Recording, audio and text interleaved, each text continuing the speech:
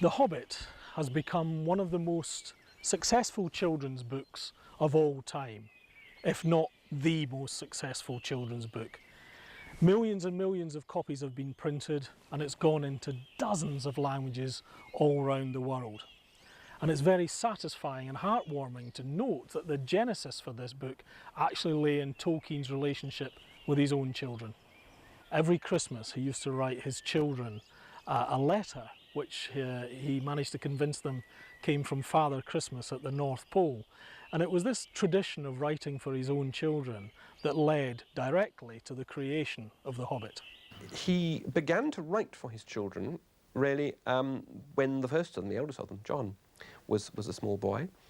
What he did was to make up a letter from Father Christmas each Christmas and leave it in the fireplace. And these letters are full of Father Christmas telling the children what's happened at the North Pole the last Christmas and so on. They stretch from 1921 till the mid-1940s. And they get better and better, and they're very entertaining and beautifully illustrated, and he's actually, in a sense, trying out his wings for writing for children in The Hobbit. The Father Christmas letters began when I was about 3. They were very exciting because they always arrived, sometimes only on Christmas morning, but sometimes they came with the ordinary post. And when they came late, they inevitably left awful muddy, snowy footmarks all over the floor when the Father Christmas had come down the chimney with the letter and left it. They were a very important part of Christmas for all of us. It was a very gradual transformation from absolute total belief into a realization that it must be my father who did it all. But such a pleasure in keeping the process going that one believed and yet knew and what the truth was. And certainly my brothers never in any way spoilt it for me. They entered into this absolutely, although they knew so much longer than I did that my father was Father Christmas. What do you think the poor dear old bear has been and done this time? Nothing as bad as letting off all the lights. Only fell from top to bottom of the main stairs on Thursday. We were beginning to get the first lot of parcels down out of the storerooms and into the hall. Polar Bear would insist on taking an enormous pile on his head, as well as lots in his arms. Bang, rumble, clatter, crash, awful moanings and growlings. He was very, very conscious of being a West Midland writer, almost unnaturally so.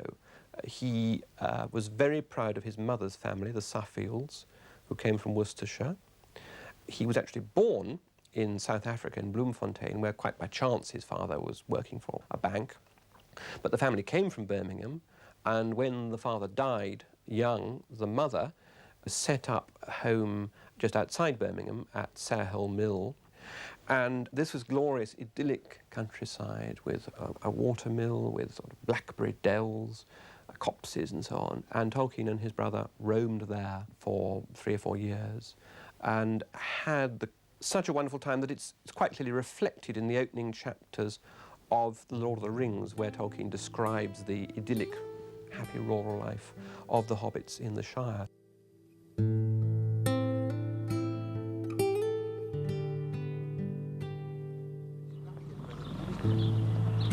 I think that was a kind of double coming home, which made the effect of the ordinary English meadows, countryside, and breaks so immensely important to me.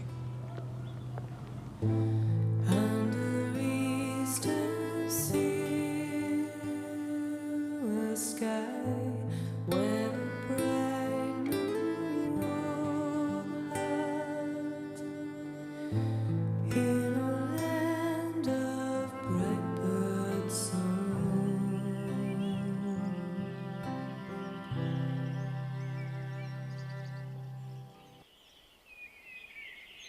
We're here in the heart of rural Warwickshire, and this is the kind of landscape that Tolkien would have grown up in the early days when he was living in Sarhill Mill. Nowadays it's part of the outskirts of Birmingham, so you have to come slightly further out to discover this kind of landscape. But you can see all around me where the inspiration for a place like the Shire might have come from, and the pattern for those comfortable, warm hobbit holes that we hear so much about. If you come to Warwickshire, you can begin to understand some of the influences that were at work on Tolkien.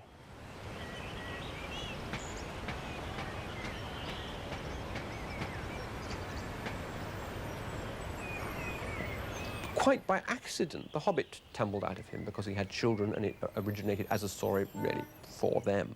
The story of the Hobbit, Bilbo Baggins, who goes off and challenges the dragon, the little tiny hero against the giant.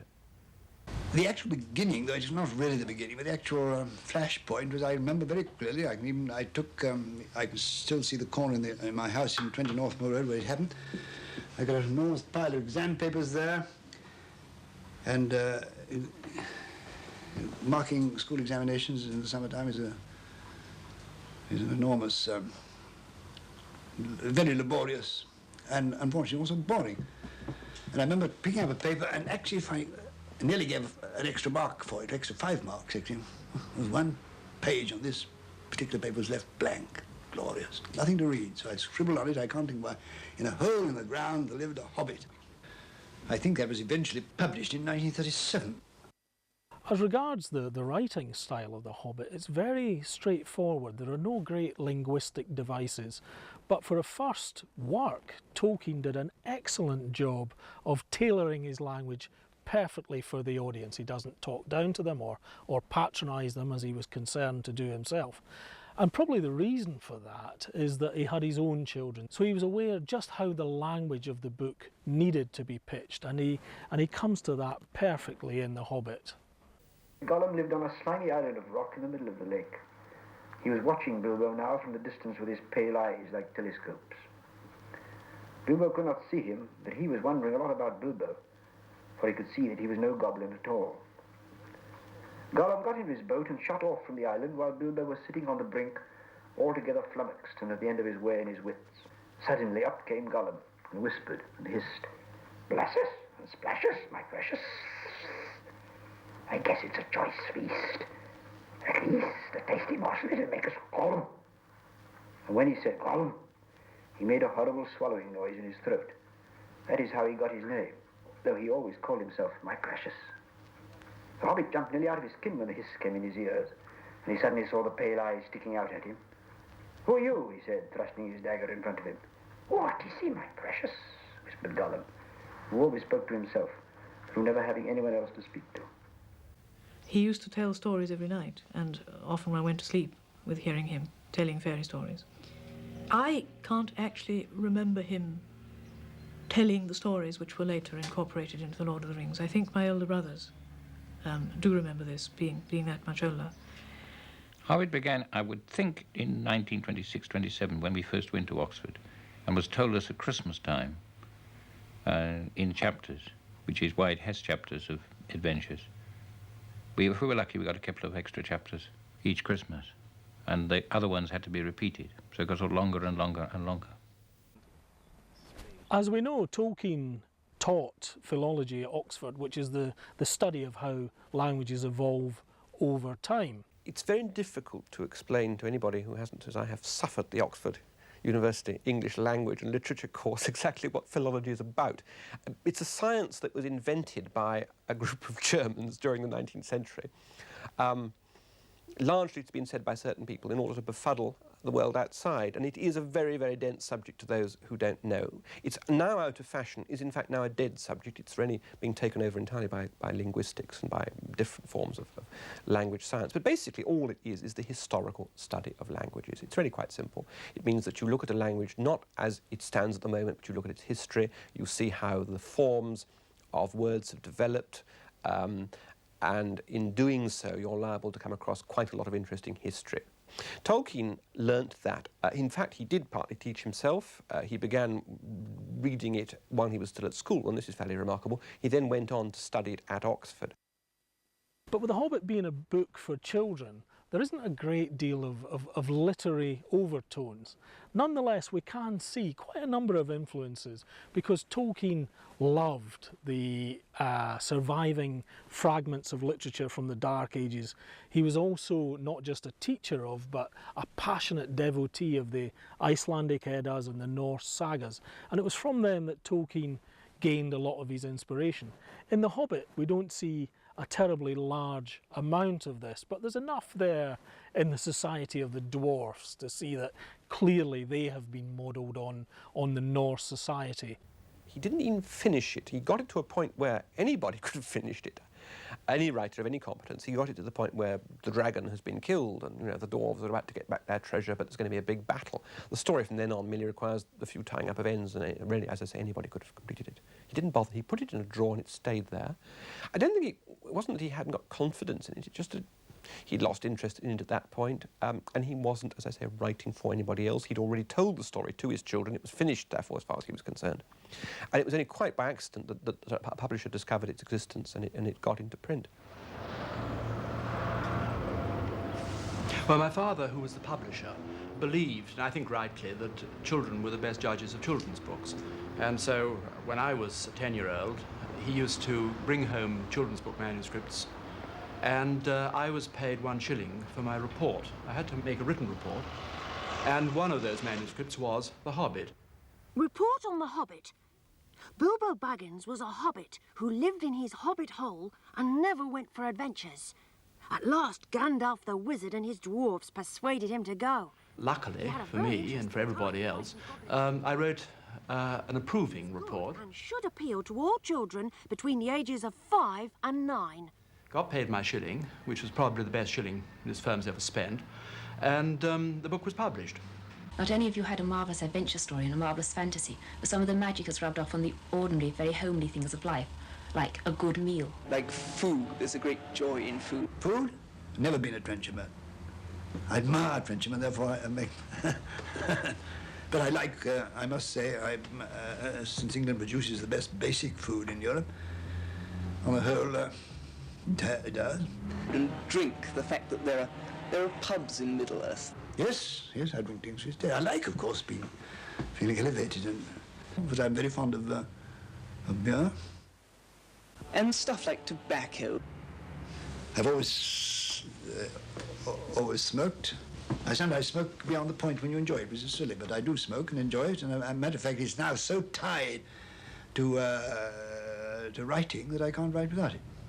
All these are sort of homely, pleasant things, and it's the sort of basis of things homely in the Shire. The Hobbits, I think, are Tolkien's image of people from the West Midlands at the start of this century, only shrunk.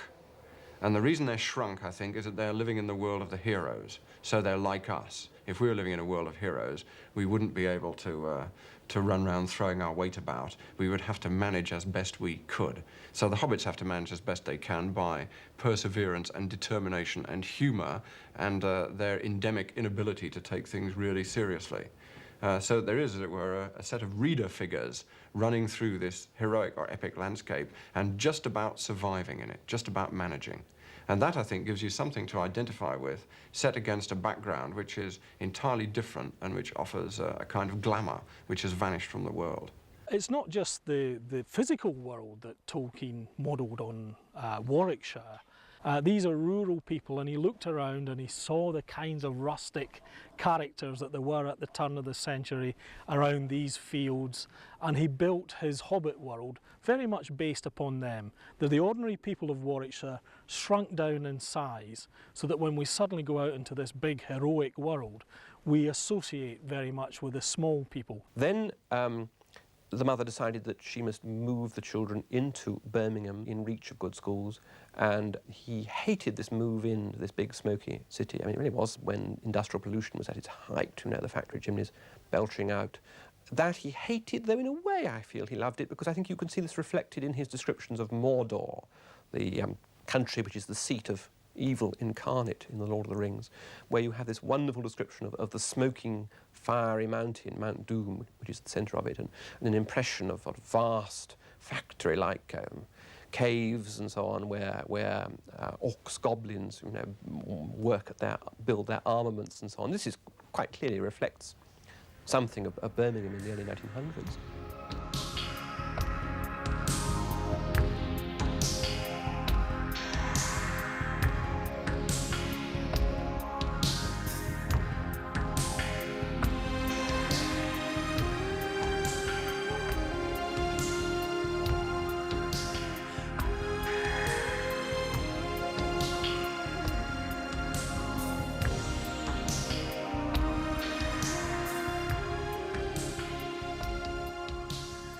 One of the things that Tolkien detested above all else is modernity. He hated the modern world. He hated to see the end of what he considered to be the older English way of life, and how that connection with nature was quickly being swept aside by the forces that had begun at the time of the Industrial Revolution, and obviously in the 20th century had begun to really build pace. It was also in Birmingham that he met his wife.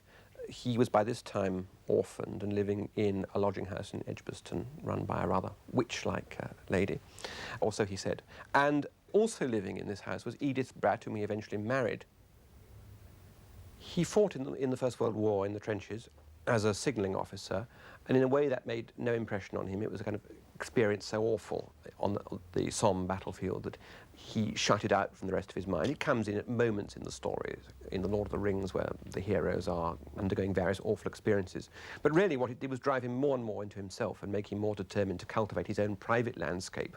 And so he withdrew really from the war, and it was at that point he began to write his books. After the war, he became a university teacher, first really at Leeds and then back at Oxford. He wasn't, in some senses, a good teacher at all.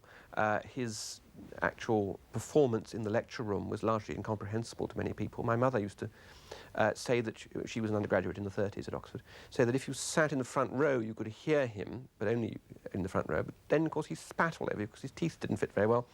Anywhere further back it was quite inaudible. Tolkien was one of these small group of writers from Oxford, each of whom created a very special and immortal fantasy land. First, of course, there was Lewis Carroll, who created Wonderland, where Alice had her adventures. This was followed by Tolkien himself, who created his Middle-earth. And finally, very hot on his heels, came C.S. Lewis with his Narnia adventures. The main point about his Oxford career was that it gave him a lovely cosy nest, really, to inhabit. His teaching duties weren't that heavy. He had a big house in North Oxford in which his 4 children grew up. He had marvellous friends in C.S. Lewis and other dons of like mind, all of them strongly religious, all of them liking fairy stories and myths, and they would meet together in Oxford pubs for pints of beer, and in Lewis's rooms in college on Thursday nights.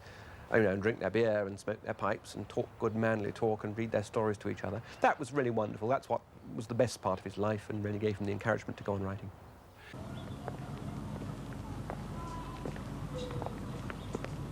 I was, on the whole, a rather puny, over-mothered, timid little creature who was not much of a success.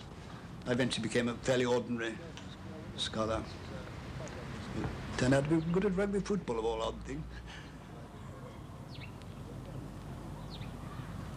I think there was no doubt about his ability, his intelligence, or the effect he'd had.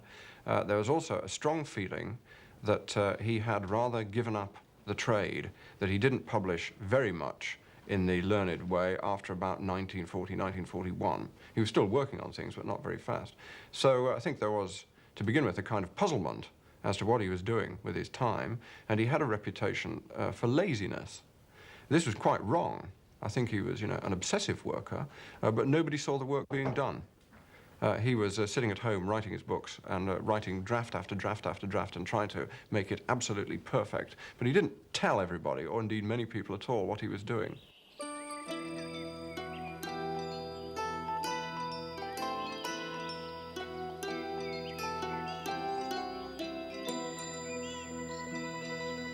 Having achieved such a major success with The Hobbit, Tolkien now turned his attention to the next real challenge, and that was to take the world of Middle-earth and extend the boundaries and write a comparable saga, but for an adult audience. I now wanted to try my hand at writing a really stupendously long narrative, and to see whether I had sufficient art, cunning, or material to make a really long narrative which would hold the average reader right through. The best, one of the best forms for a long narrative is as was found in The Hobbit, though there's a much more elaborate form, of the pilgrimage on journey with an object. So that was inevitably the form I adopted. The first memories I had of him was when I was a very embarrassed undergraduate, and he was a rather famous don. And he used to, because he knew I'd been the original reader, invite me to tea and hand me slices of manuscript, which I now know were slices of The Lord of the Rings and the Silmarillion, out of context, and say, read this, dear boy, and bring it back next week when you come to tea and tell me what you think about it. That was a terrible challenge. I knew that I liked it. I didn't know what was going on and who was doing what to whom. But I came back next week and I said, well, that was very interesting. Then I think there was an enormous shock, both when it came out and when it proved to be so successful. A lot of Tolkien's colleagues, I think, were irritated by it. They felt that Tolkien had been sitting, apparently to their eye, doing nothing all these years, and then turned out he hadn't been doing nothing. He'd written a great big book. It was enormously successful. Everybody was reading it. You'd think they'd be pleased, but actually they weren't. I think there was a feeling of jealousy, even a feeling of anger. One comment which somebody passed on to me that was that when a colleague, and indeed a friend of Tolkien's, was told what he'd been doing and the book was out, he looked at it and he said, he should have been teaching. There have been 26 translations into other languages of The Hobbit and 20 of The Lord of the Rings. But I would say that he is both popular and unpopular across the board, because there are those who deeply dislike The Lord of the Rings and all it stands for. There are those who are passionately addicted to it. And I think it is because it always rouses strong opinions that you get this extreme of expression and of like and of dislike. No, I don't at all like Tolkien or what he stands for. It seems to me that his work implies an escape from political and social reality. Now, this seems to me reprehensible. It's an implication of triviality, it's an implication of regression, a refusal to face up to our political and social problems, our religious problems of today. And the cult of The Hobbit, the cult of Tolkien in America particularly, seems to be responding to this sort of failure in engagement with our political and social situation. Here was the Oxford professor who was supposed to be writing monumental works on Anglo-Saxon poetry, who was in fact sitting up all night writing fairy stories. This was how most of them felt. It's how many of them still feel about him. There was also jealousy, quite obviously, of the fact he'd made a lot of money out of it. And he did, I think, regret the fact that his colleagues weren't able to be a little bit more liberal and open-minded about this and to actually praise him. There was a feeling that he'd outflanked everybody. After all, for many years, for many decades, I think, people had got used, especially on the literary side, to patronising philologists and saying, well, it's an interesting subject, I suppose, but it's all very passé, it's fuddy-duddy, it's not relevant, nobody takes any notice of it. Suddenly, bang, you write a smash hit bestseller, you sell, umpteen million copies, you become enormously rich. Well, it means that your predictions about them have been quite wrong, and there's a sense in which some of his colleagues thought they'd been made a fool of. It's a pity it couldn't be in the springtime when that tree that wouldn't look sad, but covered with leaves, you see. Look old, but not sad. And these, looks like kind of plain, doesn't it, sometimes? Whatever that tree is, and these are limes. But all the limes have such a, however old they are, they're lovely green in spring. I have always, for some reason, I don't know why, been enormously attracted by trees. All my works is full of trees. I suppose I have actually, in some simple-minded form of longing, actually would like to. I should have liked to be able to make contact with a tree and find out what it feels about things.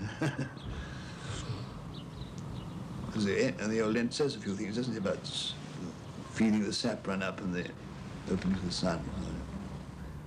I haven't the slightest recollection whatsoever. I normally preserve a very bright visual recollection of where I was, where I am, and things that are associated with what I'm looking at. I haven't the slightest recollection of anything. Either the position, where the window was, myself, or the thoughts, anything out of the whole of the Ent chapter. That came straight out of the leaf mode. There was no difficulty, there was no sense of trouble of composition. It must have been sort of burgeoning there. Then with a crash came a great ringing shout. Ra, ra. The trees quivered and bent as if a gust had struck them. There was another pause, and a marching music began like solemn drums. And above the rolling beats and booms of the swell voices singing high and strong. Taroon, naroon, naroon, naroon, tahora, kumba, kumba, noon. The Ents were coming. And ever nearer, louder rose their song. Tahura hara lambanoon, ta lamba tara mundaroon, ta mundaram, ta rundaram, ta munda lamba munda tom. Then Brigglad picked up the hobbits and strode from his house. To Isengard, the Ents cried in many voices, to Isengard. To Isengard, though Isengard be ringed and barred with doors of stone, though Isengard be strong and hard and cold as stone and bare as bone, we go, we go, we go to war, to hew the stone and break the door. For bowl and bow are burning now, the furnace roars, we go to war. To land of gloom with tramp of doom, with roll of drum, we come, we come. To Isengard with doom we come, with doom we come, with doom we come. There is, of course, the cynic's view, which is that Tolkien essentially wrote the same book twice. If we look at the similarities between the plot, there is the strong possibility that he may be guilty of that charge. Both books start with the arrival of Gandalf after a long absence into the Shire. He brings news that precipitates a journey. In The Hobbit, they encounter the trolls. And of course, by the time of the Lord of the Rings, the adventures are much, much more sinister. But essentially, it's the same idea. Both parties then arrive at Rivendell, where counsel is taken. And they both then move on to discover a new city. In The Hobbit, they discover Esgaroth by the lake. And in The Lord of the Rings, they eventually find themselves in Minas Tirith. The eagles are used in both books to rescue Gandalf from difficult situations. And you can have a great deal of fun spotting the similarities between the two plots of the two books. He was deeply moved and grateful for the fact that so many people responded with great appreciation to the book. And although it was a heroic task, I think he greatly appreciated being able to reply to or to be in contact with so many people who wrote to him. The letters were enormous, but instead of the postman, a van used to arrive each morning with the morning's post, which he couldn't get through the door. And in the beginning, my father tried to answer them all. It used to come in at a phenomenal rate towards the end of his life. It ranged from the purely lunatic to the highly informed critical analyses. He was also sent curious presents, mushrooms which went bad in the post, and tobacco, and clay models of this or that, which bamboozled him completely. He didn't know really what to make of it all. So in the end, we took more and more of this onto ourselves on his behalf, and I think he was quite relieved. There were all kinds of horrors sprung on him in the years when the book was being successful, The Lord of the Rings. My favourite was the American film company which turned up in Oxford wanting to film The Lord of the Rings, and they'd written the most wonderful storyline or scenario for it, in which all the kind of delicate things of the original story had been Hollywoodified.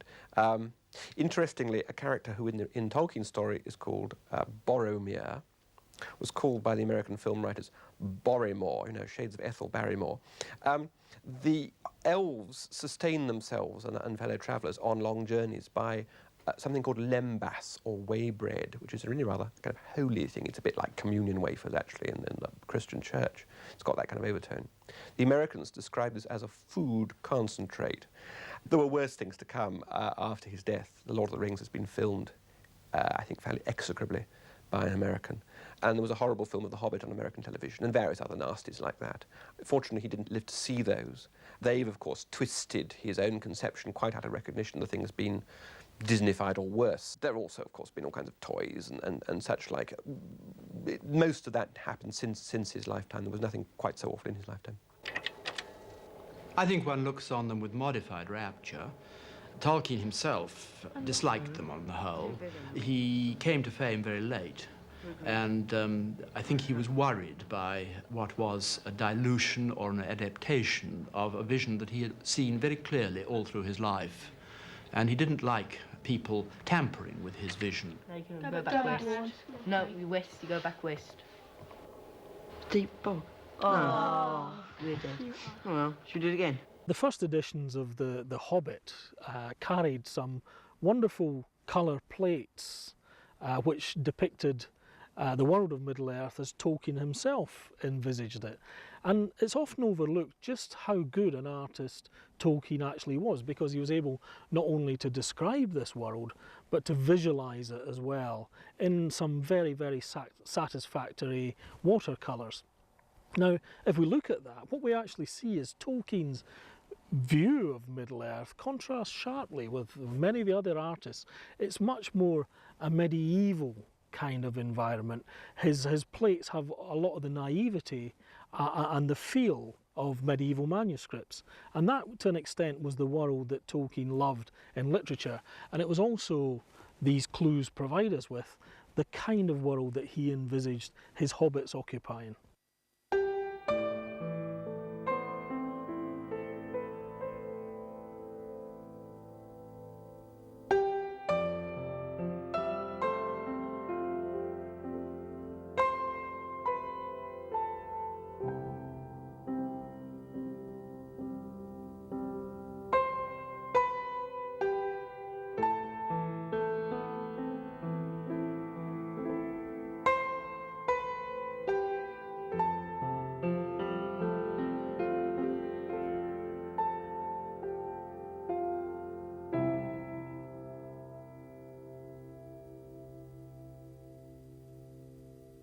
He was essentially a Victorian, and Victorians had skills in the arts of either in doing amateur music or in doing amateur art.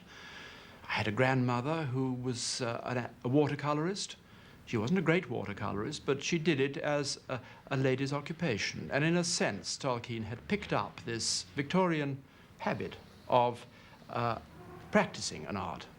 And he practiced watercolor and pastels very effectively. And there are lots of paintings by him of his landscapes which have been published since his death.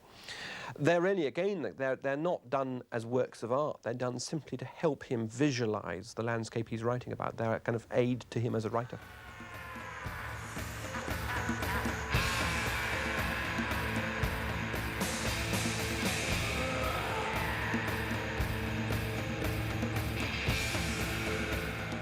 When I was about 16, I think, that's the first time I was introduced to the book. It had a great effect on me. I think that was when I first started to sort of get really interested in painting the series. I mean, obviously, it's my interpretation. I wouldn't force onto anybody else to say, well, this is it and this is how it's supposed to be. You know, this is purely my interpretation. If somebody likes it as much, then that's fine. I try not to go into too much detail. I try to get the same enjoyment out of painting them as I did when I actually read it. And the problem is when you sort of get further into the book itself and you start reading into details, then you can become too critical, I think. So I try and keep it as free as possible.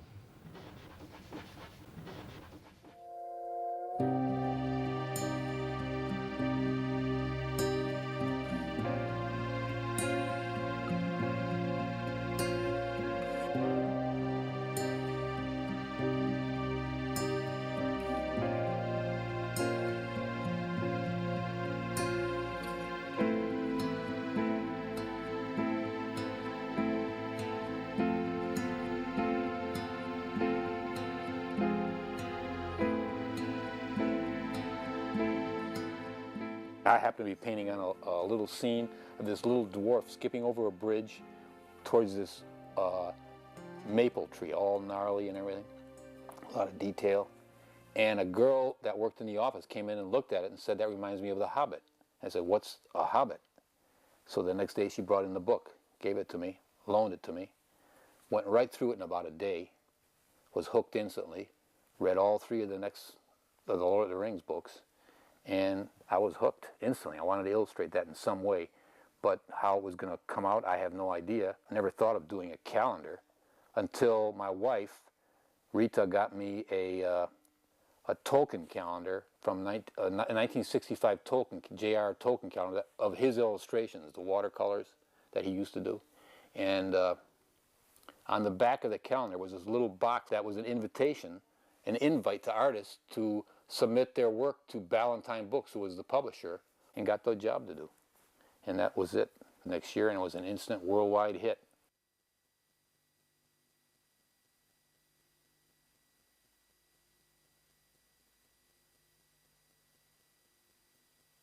Hobbits. Oh, well, you meet them, you know. There's hobbits by nature and hobbits by stature, and there's hobbits who happen to be both, yeah. He's the most unusual man I've ever come across who wrote books. I mean, authors are a notoriously unusual breed, but really he's not like any other figure in English literature. Very, very isolated in every sense. He was isolated socially.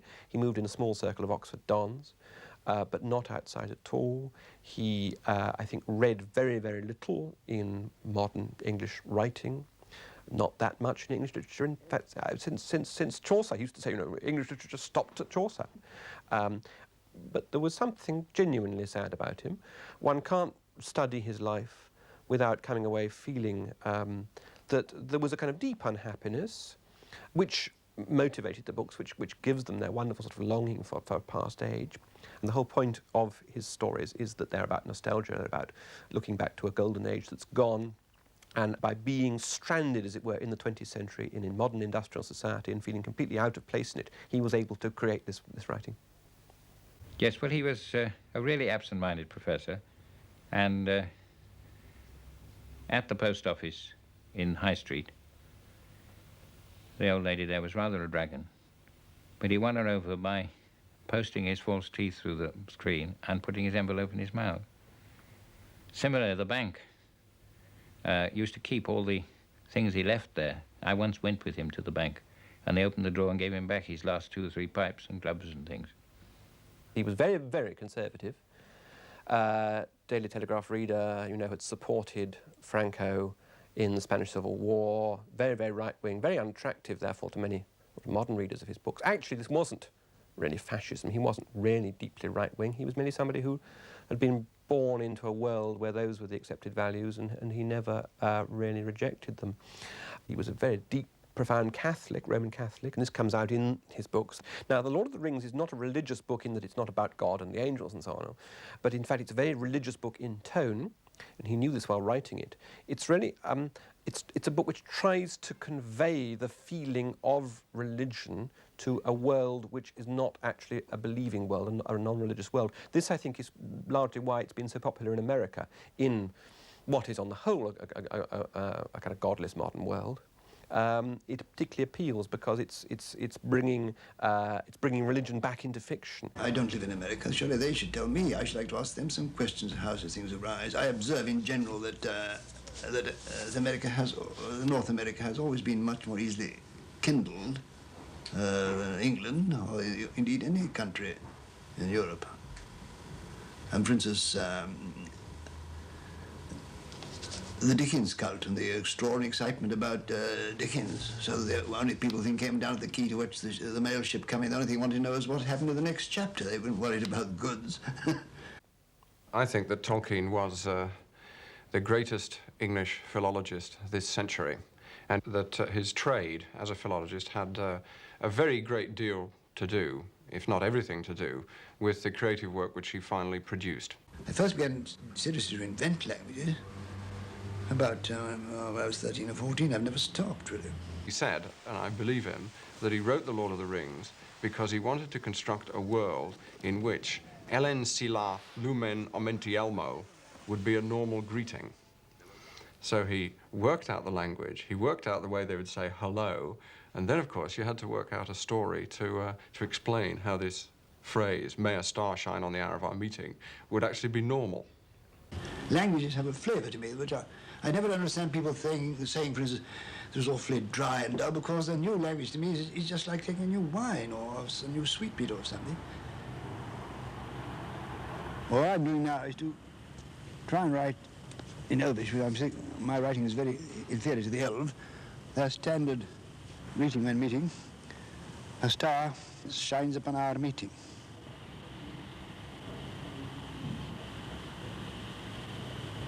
Oh, Lord. I've made a mistake, never mind.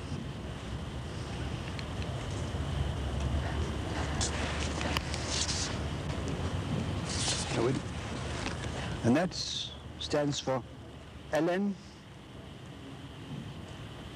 Sila, Lumen, Aumenti Elvo. He was creating a history, a myth, a mythology for England, he called it. And that involved not just a story, it involved geography, cartography, geology, ethnography, any other ography you like. He had to do it all, and he did. In fact, by inventing languages of his own, Tolkien was merely saying, yes, all this kind of history of languages thing, it's a great game, it's fun, it may have limitations, but you know, I can play it too, and was simply creating his own linguistic world, which he could play about with.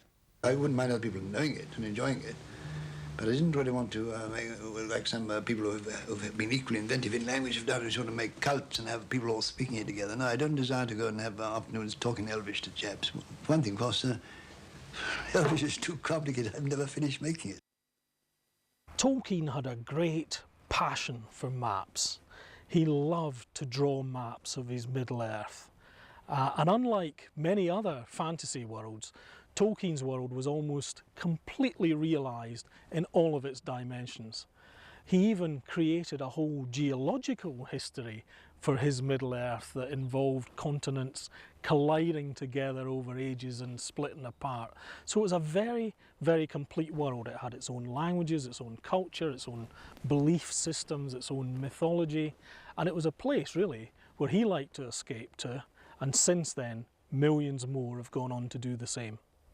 He used to draw enormous charts and maps of not just the landscape, but also things like the phases of the moon, the weather, perhaps even the tides, things that he was certain he had got to get right because he was writing a real story about a real world, so it seemed to him.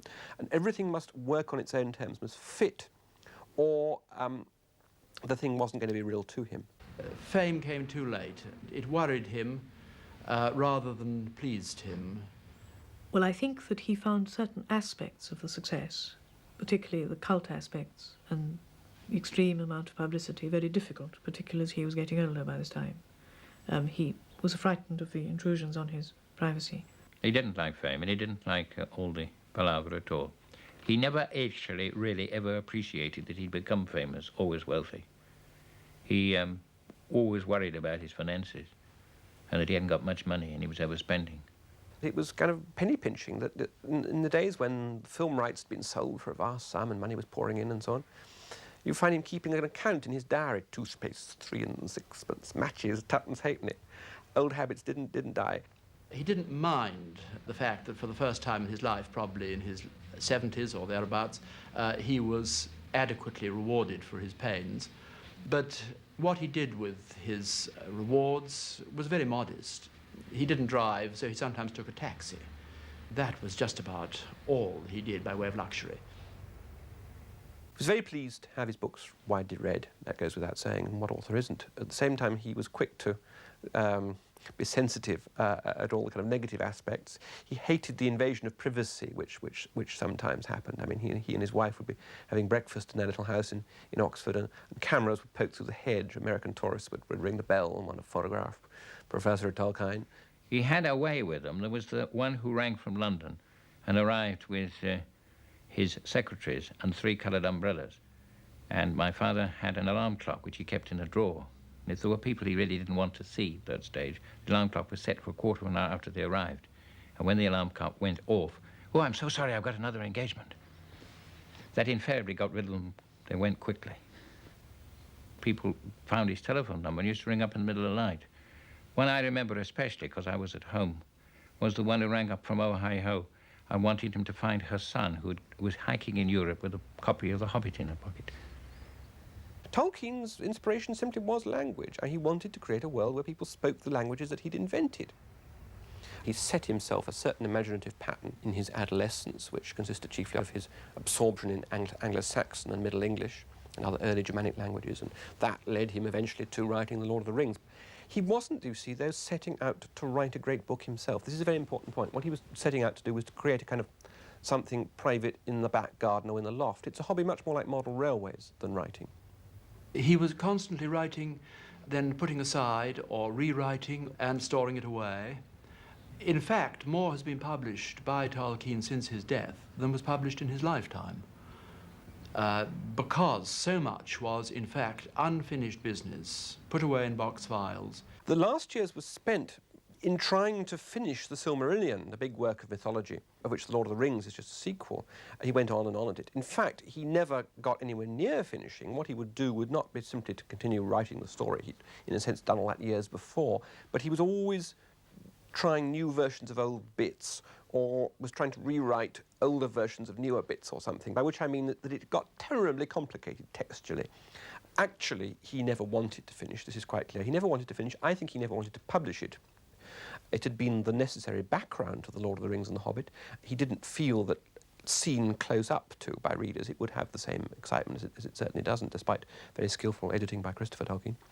Also, of course, he still wanted to have the thing to live with. He didn't want to finish. He never wanted to finish. He wanted to die, still inhabiting and working on this extraordinary world of his, and that's what happened. He died in the end, quite peacefully of an ulcer, it seems, while on holiday for a weekend in Bournemouth. The good storytellers always last. His place in literature is, I'm perfectly sure, secure. I don't think we understand what that place exactly is, because he doesn't conform to the norms or the criteria of fiction as we understand it today. But he is writing heroic romance, and as such, he is, I think, secure in his place in fame. I suppose the easy thing to say is that The Lord of the Rings and The Hobbit could become eccentric classics like Lewis Carroll, Alice in Wonderland, Through the Looking Glass, one-offs. And it might be like that. But I think there is a possibility also, depending on which way the future goes, which one can't tell, that Tolkien will be felt to be typical, a representative of something which, like Middle-earth, was dying with him. That he was, the last of the old Western men who were brought up before the First World War and before things changed, but who lived on well into the 20th century and who wrote a book about what it was like to live through these disastrous years, in some ways, of war and defeat and what looked like failure, but who never really himself gave up hope that there would be a light beyond the darkness and that things would get better. And before the sun had fallen far from the noon, out of the east there came a great eagle flying, and he bore tidings beyond hope from the lords of the west, crying, "Sing now, ye people of the Tower of Anor, for the realm of Sauron is ended forever, and the dark tower is thrown down.